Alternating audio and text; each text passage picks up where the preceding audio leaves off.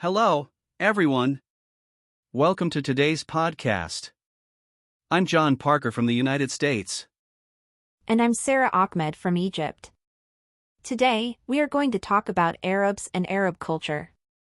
Yes. This will be very interesting. We'll keep it simple, so everyone can follow along. Let's get started. Sara, who are the Arabs? Arabs are people who speak Arabic. They live in many countries, mostly in the Middle East and North Africa. Interesting. So, what makes an Arab an Arab?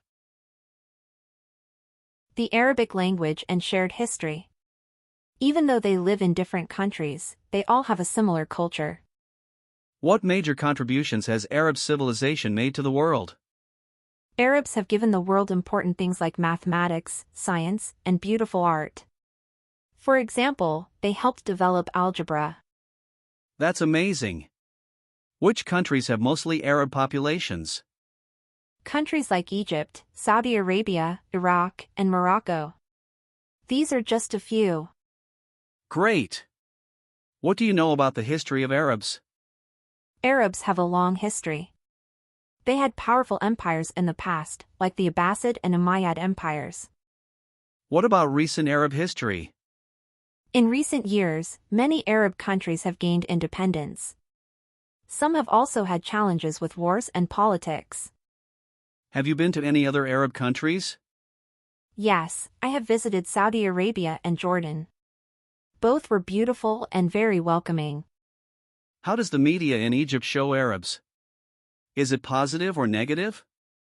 In Egypt, the media mostly shows positive images of Arabs because we share the same culture. That's good to know. Are there any Arab cultural influences we see today? Yes, you can see it in food, music, and even architecture around the world. One last question. What do you know about Arabs and Western colonialism? Arabs were affected by Western colonialism, especially in the 19th and 20th centuries. Many countries were under foreign control. Now, John, I have some questions for you. What do you think all Arabs have in common? Well, I think the Arabic language and shared traditions bring them together. Is there one Arab country that is more influential than the others? I would say Saudi Arabia. It is very important because of its religious sites, like Mecca. What is the source of tension between Arab countries and Israel? The conflict is mostly about land and politics. It's been going on for many years. What cultural differences are there among Arabs from different nations? Even though they share a lot, Arabs from the Gulf are different from Arabs in North Africa. For example, food and clothing can vary. What are the differences between the words Arab, Arabic, and Arabian?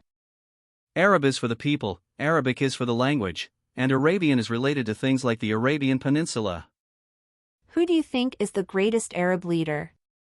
I think many people would say Saladin. He was a famous leader during the Crusades. What stereotypes of Arabs exist in your country? Sadly, some people have negative stereotypes. But many people also respect Arab culture. How much power do Arabs have in the world? Arabs have political and economic power, especially in countries with oil, like Saudi Arabia. Do you know what the Arab League is? Yes, it's a group of Arab countries that work together. But it's not always very strong or united. Do you think Arabs will have more influence in the future? Yes, I think as their economies grow, Arabs will play a bigger role in world affairs. Thank you, John, for this great conversation. Thank you, Sara. I learned a lot today. Me too. And thank you, listeners, for joining us today. We hope you enjoyed this episode. See you next time. Bye for now. Goodbye.